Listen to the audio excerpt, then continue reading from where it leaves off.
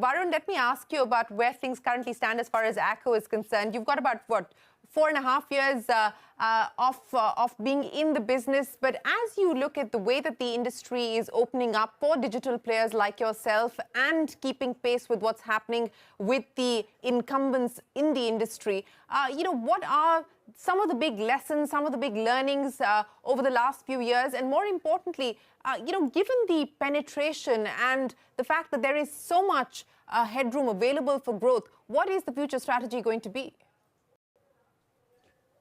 I think insurance is like supremely, it's bottomless. It's a very, very deep market, and we could continue to solve it for the next 20 years. And I still don't think we'd get there.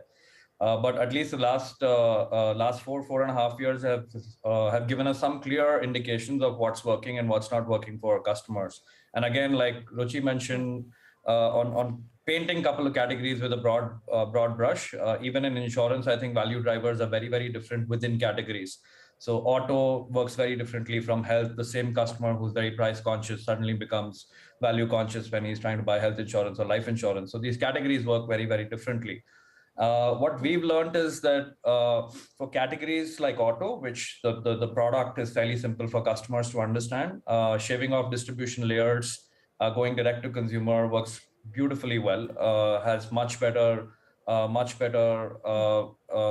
value realization for the customer and for the manufacturer. Second, when you talk about penetration, again, the way ACCO's looked at it is that penetration can only be driven when you manufacture the product, service the claims, do all of the underwriting on your own. So in those areas, I think we've been pretty clear and focused that the legacy players will serve a certain section of the market with distributors. But as more and more new age customers come online, the average age of buying insurance is about in your mid-30s. And now we're getting to that cohort of population who would probably just be buying financial services or consuming financial services products online. COVID's also helped. I don't think there would have been a better advertisement for health insurance ever to try and raise awareness and for younger folks to come and buy it fairly quickly. So a lot of learnings. I think the consumer profile changing and coming and wanting to buy products directly is creating a whole different cost structure, value structure, which is really driving the growth. Yeah, and that's an important point that you make. Let me take that across to Anant. And Anant, break this up for me in the context of the Thrasio model that everyone now seems to be betting on, including here in India, via companies like yours. To the pain points that Varun, Ruchi and Ankush have spoken of, shaving off the distribution charges, ensuring that you actually are able to service the customer online.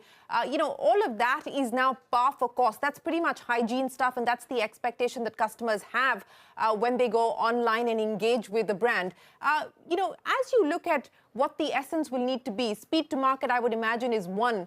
But, as you build this out, as you scale up, what will you need to focus on? Yeah, so firstly, Shireen, we're not trying to build a Thrasio of anything. I think we're trying to build Mensa from India, which is a global tech-led house of brands. I think we're not trying to do sellers. I think we're trying to build brands. I had a feeling you would say that. I had a feeling you would say that. And I think it's different. And I think the macro for me is, look, India is primarily an unbranded market. In the US, right, I think being a platform helps and supply is in plenty.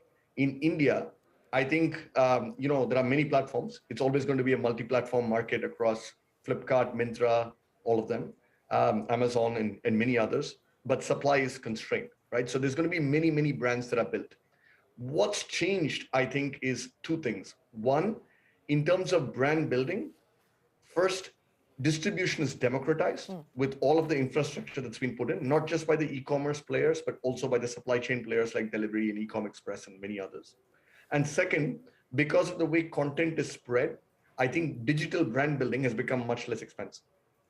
So what we are trying to do very much is in fashion, beauty, and home, build brands from India, but for the globe.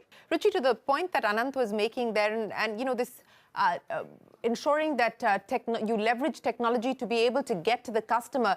We were talking about your lending business, for instance. Take me through this business of trying to democratize access to finance, because that is also a problem and a challenge that you're hoping to address via Off Business. Yeah. So for us, lending is as important as commerce as a business. And on a standalone basis, what we believe that when in the segment that we are in, many people have thought about lending and technology as saying that, okay, I need to just acquire customers online and that's about it. We've thought about it a little differently in terms of saying, how can I actually make the entire experience, which is a little bit more efficient? And most importantly, our lending is very short-term in nature. A customer actually takes the line, uses it only, and pays for only as much as he's using, and the money keeps coming back in 90, 120 days. So it's a regular interaction with the customer, which is on an ongoing basis, like his bank CC, for us to say, right?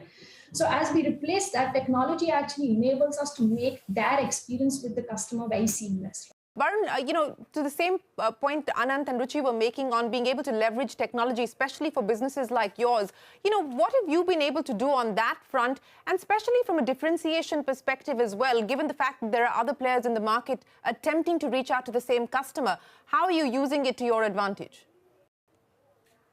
I think it's not about acquiring customers online. I think, like I mentioned, that's one part of it, a small part of it. When customers are looking for insurance, they're looking basically for two basic things, right? Am I getting the right value?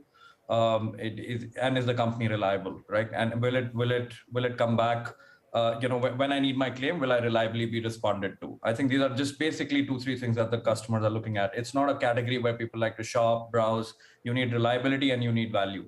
Now, in these kind of categories, when you acquire a customer direct online, bunch of things start happening. You cut out the insurance company sort of branch infrastructure. You pass on those savings to consumers. You cut out the fat distribution fee. Insurance distribution margins are anywhere between 20 to 50% of the premium that you pay. It's as high as that. So you cut out that margin. You are able to analyze data and underwrite and weed out the bad risk. You collect data from multiple sources. Customers come online. You're able to weed out fraud, depending on how they behave on the website, right? Customers who have fraud tendencies tend to behave very, very differently. So you're able to underwrite much better. That shaves off some more, some more value that legacy insurance companies leak today. Top of that, take a product like auto insurance. Customers today look at legacy insurance companies as bill payers, right? That, hey, my car broke down or I had a small accident. I'm going to take it to the workshop and you pay the bill. We do it very, very differently. If the car breaks down, it's a one-click experience for the customer where we go pick it up and get it done. Now, this is also possible because there's an experience on the app where you can just click a button and your car gets done. This saves us further money because we take the car to probably workshops where we partnered with. They've got great rates, quality is assured. Now you take the entire value chain and the prices that you're able to pass to the consumer, the experience that you're able to pass to the consumer completely starts changing. So customers probably will get far more reliable service at 20 to 30% lower. And that starts changing the cost structure of the business. And it's still far more profitable than running legacy branches or lots of distribution. So I think what technology enables you is better distribution, better underwriting, keeping the customer within your ecosystem, providing more reliability, and sort of the LTV keeps increasing because customers then stick with you because it's a high retention business. So I think the entire value chain just starts changing, when you look at it differently. Yeah. Running out of time, so let me give each one of you the last 30 seconds, and I'll start with you, Ananta. I mean, it's been a year that we will not forget. It's been a milestone year, not just for companies like yours, but for the Indian startup ecosystem. As we look into 2022, what makes you most excited? Great question, Shireen. So first, I think just possibility. I think we haven't seen anything yet. I think Ruchi mentioned this as well. I think over the next 10 years, multiple large businesses are going to get built. I mean, I'm in the business of brands. There are 4,000 brands in India in the lifestyle space between 1 and 10 million, and they're all sort of frugally done and they all want to scale, right? So I think immense possibility in terms of scale, I think is one thing that I look for. I think the second is creating sustainable, profitable business models is going to become important. We're at the end of an 11-year bull run. So my sense is markets over time will correct. So creating sustainable business models, I think, is going to be important if you're going to build for the long term. And third, I mean, it sounds like motherhood and apple pie, but I think eventually this is a war for talent. And I think 2022 and 2021 has been hard as well. And I think continuing to get the best set of people for us at Mensa is going to be the real focus area for us, because then that solves a lot of the other problems. Ruchi, very quickly, 2022, what are you going to be watching out for? So for us, this particular year has been a lot about growth as well as profitability. Going forward as well, how do we actually maintain and continue to deliver at a very large scale is something that we would keep looking at, right? We have some of these aspirations. Let's build a commerce like a Reliance. Let's build a credit culture and a fintech like a Bajaj, right? You put it all together and you say, how do I rule, or how do I do the Raj of a B2B marketplace, right? So we often joke like that. So I think for us, it's important that we've actually tried to build a house together, which has few foundations in terms of our key value drivers. We've tried to put a wall around in terms of, you could say, the technology processes, put some capital in it. But our core in terms of what really is valuable about our business as I look back is its people. Right, and we've been able to get a great set of leaders who actually put the institution much ahead of them as individuals. Like each one of us, even I'm sitting here and speaking about our business, I'm just representing those 800 folks, right? So to be able to maintain that DNA of institution much ahead of individual, to be able to maintain that DNA of hands-on culture, to actually keep growing very fast and maintain that profitability.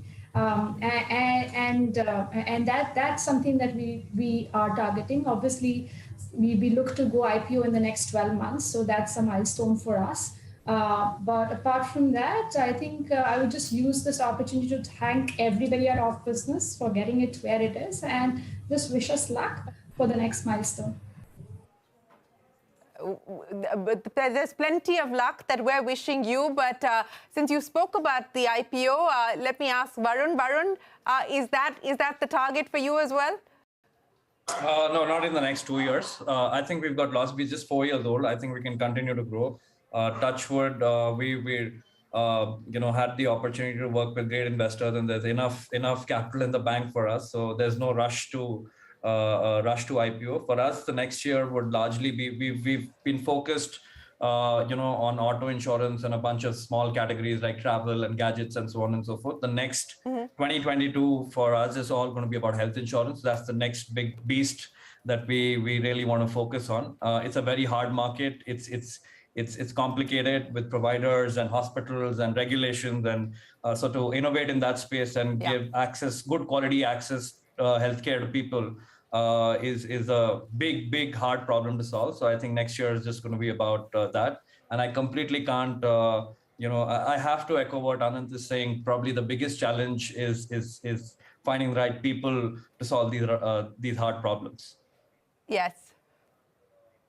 Well, I have to say the startups are doing a lot better job at being able to poach talent at this point in time. So, maybe you won round one, at least in 2021, as far as the talent wars are concerned. We'll have to see what 2022 brings for us. But Ankuj, Anant, Ruchi and Varun, many thanks for joining us here on this edition of Young Turks. We wish you all the very best of luck.